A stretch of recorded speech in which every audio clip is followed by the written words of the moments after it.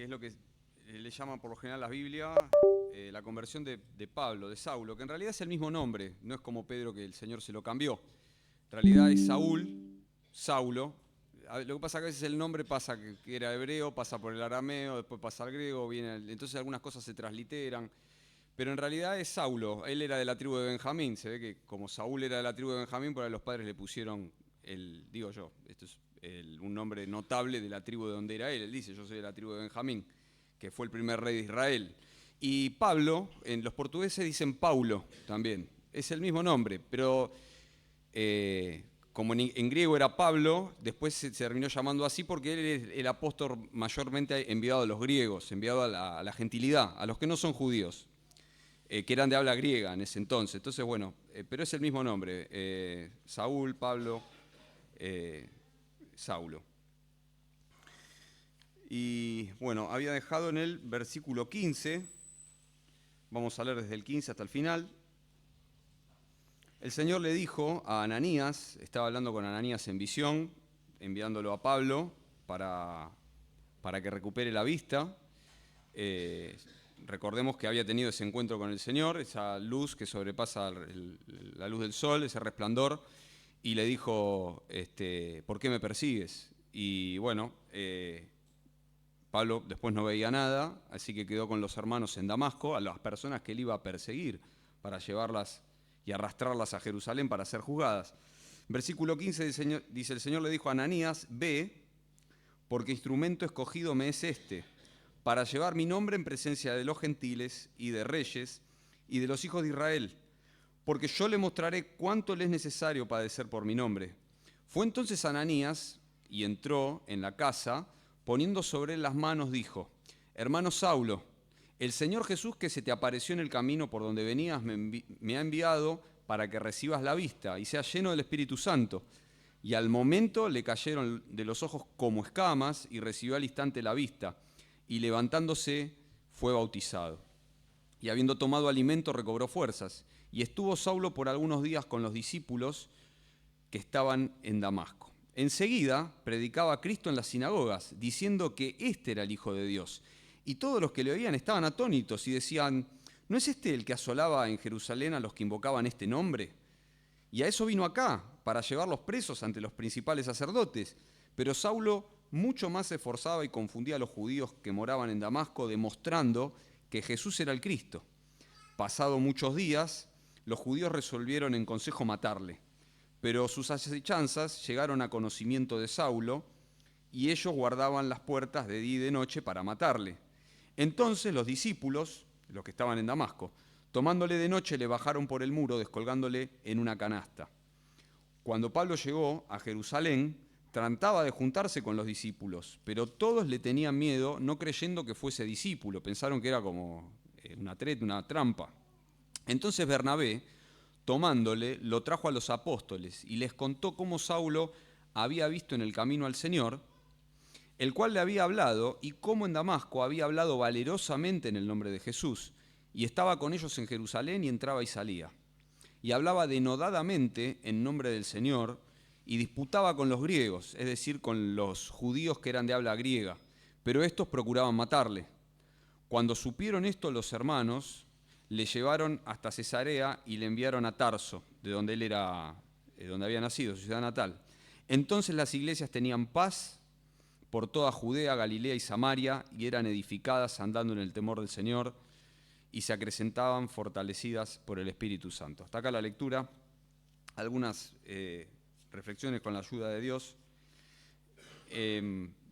Yo también pienso lo que decía Juan el otro día, de que Pablo venía con pensamientos, que no fue el primer encuentro con el Señor, sí el primer encuentro donde Dios le habla, pero ya venía, había escuchado a Esteban. Yo lo que leía, pensaba cuando leía esto, el otro día escuchaba un mensaje de un hermano y decía que hay gente que está sinceramente equivocada, pero basta que encuentre la verdad para que cambie de parecer. Es muy diferente a las personas que lo que buscan es que las cosas sean como ellos quieren. Este hombre, Pablo, estaba completamente comprometido con algo equivocado. Y basta que Dios se le apareciese para que él estuviese dispuesto a cambiar. todo lo que él pensaba y arrepentirse realmente de corazón y volverse al Señor. Y yo también anotaba para mí que fue igual de tenaz después de conocer al Señor que antes. Lo único que después fue para gloria de Dios, pero esa personalidad que era terrible, que puede ser un déspota, una persona realmente con mucho daño en manos del Señor, llenó el Evangelio, toda Asia, Europa, todo el mundo conocido, lo llenó. Él dijo, yo lo llené todo en manos del Señor. Lo que Dios puede hacer con un carácter en sus manos. Es el mismo carácter, pero moldeado y en manos del Señor. Él buscaba la verdad, aunque esté sinceramente equivocado. Diferente a lo que la Escritura dice, que en los últimos tiempos los profesantes tendrán comezón de oír. Dice, teniendo comezón de oír, se amontonarán maestros conforme a sus propias concupiscencias. Es decir, hoy en día está pasando esto. Las personas, como hay muchas iglesias de todos los colores, de todos los sabores, como una heladería, uno puede elegir qué se predica, qué se dice, qué no se dice. Yo creo que el ser humano se escuda en la multitud para calmar su conciencia, que le dice que está mal. Dice, bueno, pero somos un montón, ¿no? Como el dicho que yo suelo citar, que es muy poco feliz, pero 1.000.000 de moscas no pueden equivocarse, coma caca. Entonces, como somos un montón, no hay problema. Pero bueno, no es así, porque estrecha es la puerta, angosto el camino que llevan a la salvación y son pocos los que entran por él. La masividad no es seguridad de nada. Al contrario, hay que dudar cuando algo es muy masivo, porque grande y espaciosa es la puerta y el camino que llevan a la perdición y muchos son los que van por ellos, dijo el Señor Jesús. Entonces, ¿qué diferencia hay cuando uno discute, cuando una persona como Pablo discute, tratando de buscar la verdad, que es externa a nuestro pensamiento, a nuestros intereses, a nuestra conveniencia? Y hay otras personas que tratan de cambiar la escritura para que coincida con sus malos deseos, que la Biblia le llama concupiscencia. ¿Quiénes somos nosotros? Es la pregunta. ¿Cómo soy yo? ¿Soy como Pablo o soy como estos cristianos que están en los últimos tiempos, en los cuales nosotros también vivimos? Dice la Escritura, ve, porque instrumento escogido me es este, porque yo le mostraré cuánto le es necesario padecer por mi nombre.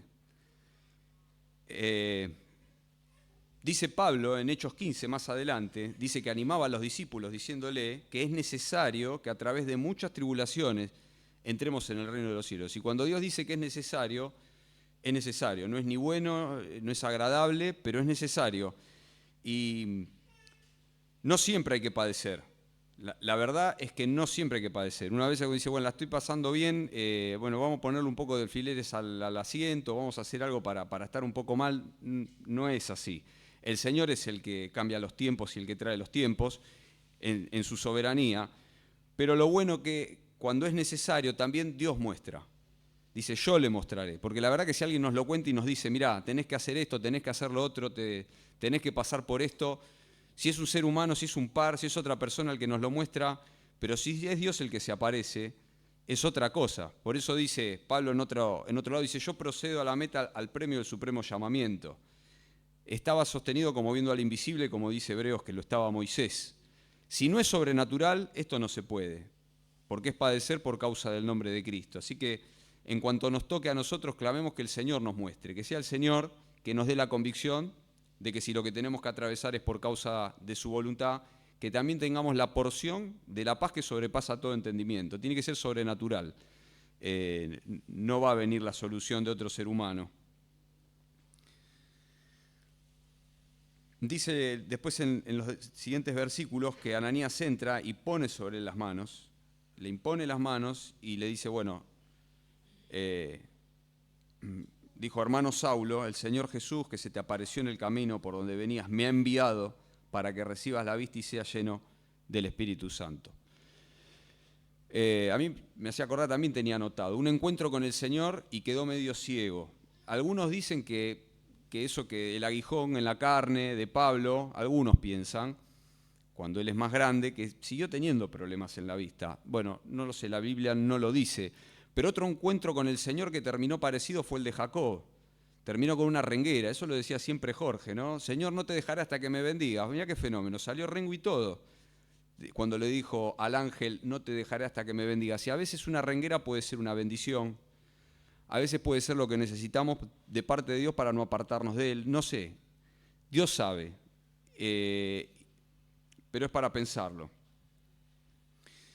Y lo otro es que Ananías, que después cuando pasa el tiempo uno dice, bueno, al lado del gigante de Pablo, de Ananías no se habla más. Y lo que fue Pablo después para el Evangelio, y es él el que le impone las manos, porque en ese tiempo había que cumplir con toda justicia, y es de parte de los apóstoles, es de parte del Señor, de parte de Ananías, de parte de los discípulos, que le ponen las manos arriba a Pablo. Y esto es un tema de autoridad, esto es un tema de parte de quién viene, de quién se está haciendo. Esto de imponer las manos lo vemos mucho en el libro de los Hechos y a veces en las epístolas, cuando lo envían a Pablo y Bernabé, cuando se envía, se pone las manos en señal de que son enviados, de que no es el llanero solitario, de que no está solo, de que no es que se mandó porque le pintó o porque tuvo un delirio místico, como algunos dicen, sino que esto viene de parte del Señor y es a través de otros hombres de Dios. Tal vez haya sido significativo para Pablo, que venía asolando a la iglesia, que los perseguía, y varias veces lo hemos hablado porque aparece en muchos lugares de la Escritura lo sano que es estar bajo autoridad y estar bíblicamente bajo autoridad. El tema de decir, bueno, Pablo, recibís la vista por la imposición de manos de Ananías en este caso. Es un síntoma de salud espiritual. Cuando alguien no se deja, no, vos a mí no me vas a imponer las manos, yo al Señor me lo encontré solo en el camino, Él me va a dar la vista solo, no.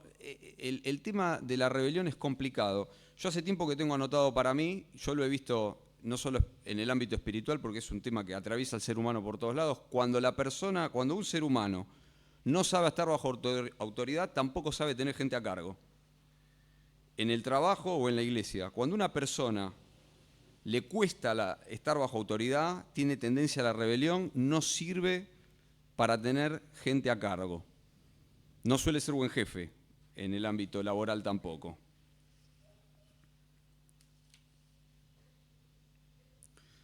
En otra parte de la Escritura, le dice Pablo a Timoteo, no participes en pecados ajenos, no impongas con ligereza a nadie las manos. A algunos hombres los pecados se le hacen patentes antes, a otros después. Bueno, pero acá es diferente, porque a Ananías se le aparece el Señor para decirle, andá e imponerle las manos a Pablo. Ananías no tenía ningún problema, no tenía que discernir nada, pero nosotros sí.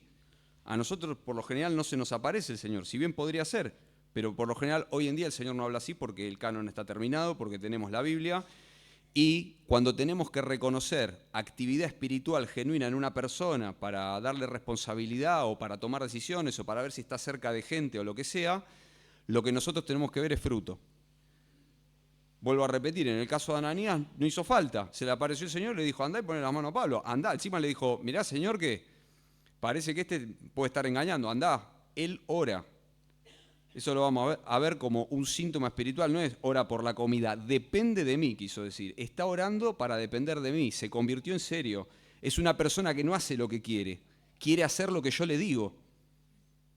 Fundamental, no quiere hacer lo que esa persona quiere hacer lo que yo le digo, anda porque está orando. Bueno, pero nosotros ¿cómo hacemos? Porque una vez escuché un predicador muy bueno, decía que hay grupos cristianos que cuando uno habla de esto, de tratar de reconocer la vida espiritual delante del otro, vos estás juzgando, no juzguéis para que no seáis juzgados, y cita mal el texto de Mateo. Le dice, así, ¿cómo voy a hacer para casarme con una persona que es de Cristo si yo me quiero poner de novio? ¿Cómo hago para casarme con una persona que es cristiana si yo soy cristiano, si no trato de verle los frutos? Nunca podría hacerlo. Entonces sí hay que juzgar los frutos del otro en el buen sentido. Hay que tener discernimiento. En este caso le dijo, andá porque él ora. Él depende de mí. No ora por la comida, y encima los fariseos también oraban. No, él ora porque depende. Quiere hacer la voluntad de Dios. Y le dijo hermano Pablo, me imagino lo que habrá pensado Pablo, ¿no? Cuando dice hermano Pablo. Iba con la convicción, Ananías completa, le habló el Señor, le mostró, es un hermano en Cristo. Y lo que habrá sentido Pablo también al recibir eso, ¿no? Es como diciendo, sos hijo de Dios. Hermano Pablo. Y qué agradable que es, ¿no? Y no está dicho así nomás, como diciendo, hermano, venga, hermano esto, hermano el otro, hermano el otro. Es el problema de las palabras, no solamente la palabra hermano. Cuando se usan mucho pierden el real significado de lo que quieren decir. Acá está puesta justo. Sos hijo de Dios, Dios me lo dijo, acá vine yo en representación. Y enseguida se bautizó, porque como le dijeron al etíope, él dijo, ¿qué impide que yo me bautice? Si has creído, bien puedes. Enseguida fue bautizado.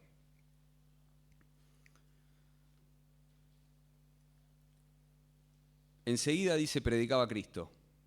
Enseguida predicaba Cristo. Me acuerdo cuando del Gadareno, que el Señor Jesús, lo quería seguir al Señor, le dijo, andá a los tuyos y contale cuán grandes cosas ha hecho Dios contigo. Es un síntoma de vida espiritual contar lo que Dios hizo conmigo. Que si yo conocía al Señor, lo más lógico es que lo quiera contar, ¿no? Creo que había una canción que decía, ¿por qué estás feliz? ¿Por qué estás alegre? Parece que uno tiene algo especial, realmente lo tenemos ante la adversidad o ante alguna situación. ¿Por qué? Bueno, tengo al Señor, tengo sus promesas, yo tengo su palabra, Él me dijo así. Y poder contar esa confianza que tenemos, que es irrefutable, porque es el testimonio de habernos encontrado con el Señor. Enseguida predicaba a Cristo. Y si no nos pasa eso, tratar de revisar si realmente tuvimos un encuentro como Pablo con el Señor. Y en este caso Dios lo guardó. Dios quiso guardarlo. Dice que las acechanzas llegaron a oídos de Pablo, ¿no? A veces por ahí algún hipócrita diría, no, vos tenés que padecer por Cristo, te tendrías que haber quedado y que te maten bien muerto. No, si nosotros sabemos, podemos escapar. No blasfemó al Señor por irse. Me acuerdo que cuando Felipe era chiquito, había uno que lo cascoteaba, le pegaba, ¿no? Y mi hijo también quería, pero yo a mi hijo le decía que no cascotee, pero los padres del otro lado no le decían nada. Cuando el hijo recibía, sí, pero cuando el hijo daba no decían nada. Entonces una vez tuve que decirle a mi hijo que se defendiera, porque yo ni podía cascotear al hijo de la gente esta, ni tampoco le podía decir nada, porque no se le podía decir nada a la gente. Entonces, una vez unos hermanos me escucharon con mi enseñanza, no, pero vos le tenés que enseñar a tu hijo que ponga la otra mejilla. Le digo, pará, ¿viste? Seas hipócrita, vos no pones la otra mejilla. A mí me cuesta, a mi hijo que todavía ni siquiera entiende, no sabe hablar, querés que le diga que tiene que poner la otra mejilla, por lo menos que se defiende, que le dé un manotazo a ver si afloja. Entonces, cuando uno puede, tiene que irse. Cuando uno puede, tiene que irse de la acechanza, del peligro. Y bueno, después sí le tocó a Pablo, dijo, bueno, yo ya estoy para ser sacrificado más adelante, pero no era el tiempo, ¿no? Cada tanto Fernando siempre dice la frase esa, ¿no? Los hijos de Dios somos inmortales hasta que cumplamos el propósito de Dios, hasta que Dios diga, bueno, se terminó y listo. Pero mientras tanto, estamos en sus manos, no en cualquier otras.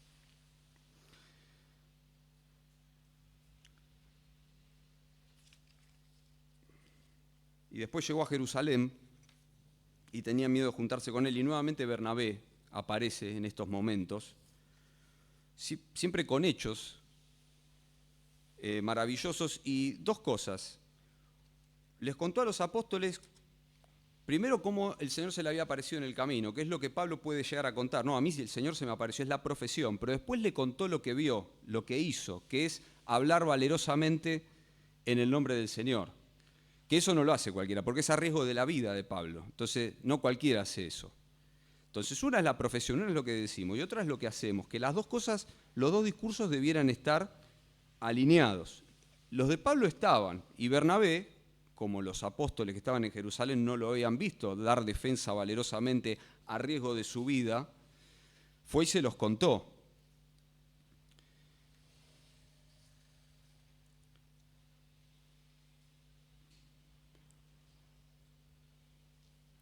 Y así es que Bernabé tuvo la convicción espiritual de que Pablo era del Señor. No por lo que Pablo dijo, no porque dijo, se me apareció el Señor, porque puede estar mintiendo, la verdad. Podría ser un engaño para tratar de llevar más gente presa, sino por verlo hacer lo correcto.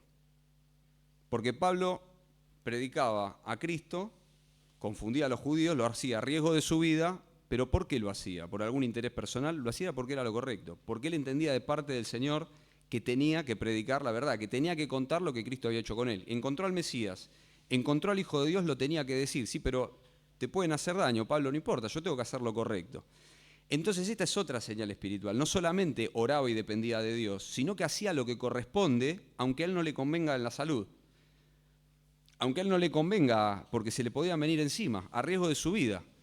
Entonces eso de encontrar a alguien que hace lo correcto, no lo que le conviene, es un síntoma de vida espiritual. Esta persona está viva espiritualmente. Cada tanto nos contaba Fernando también, cuando eran líderes jóvenes con Twitty, yo no lo conozco y ni siquiera sé el nombre, pero con un muchacho que habían tenido una conversación donde venía y decía, Dios me está guiando a esto, Dios me está guiando al otro, Dios me está guiando al otro. Y tuvieron una conversación, lo sentaron y le dijeron, ¿no te parece raro que siempre que Dios te guía a vos es lo que a vos te gusta? ¿Nunca te guía algo que no te gusta? Es para pensarlo, ¿no? Si Dios siempre me guía, no, estuve orando y Dios me guía esto, no, estuve orando y Dios me guía lo otro, ¿siempre te guía lo que te gusta? ¿No sos vos el que dice que Dios te guía y querés hacer lo que vos querés? Entonces es un síntoma de vida espiritual. Cada tanto decir esto no me gusta ni medio, pero entiendo que es la voluntad de Dios. Cada tanto nos tiene que pasar, hermanos, porque no sé cuán seguido, pero cada tanto tiene que ser, porque yo soy pecador, usted, vos, sos pecador y pecadora y Dios es santo. En algún momento tiene que haber una diferencia ahí de pensamiento, donde nosotros nos tenemos que acomodar y no tenemos que tratar de acomodar la Biblia. Así es que tuvo la convicción espiritual Bernabé y lo llevó a los apóstoles. Así que, hermanos, algunas breves reflexiones. Dice que las iglesias tenían paz porque el que las asolaba ahora estaba en el otro bando. Y el Señor permitió un tiempo de tribulación, se esparcieron, la pasaron mal, pero después el Señor lo llamó a Pablo y las iglesias, por la gracia de Dios, tenían paz. Señor les bendiga y a mí también.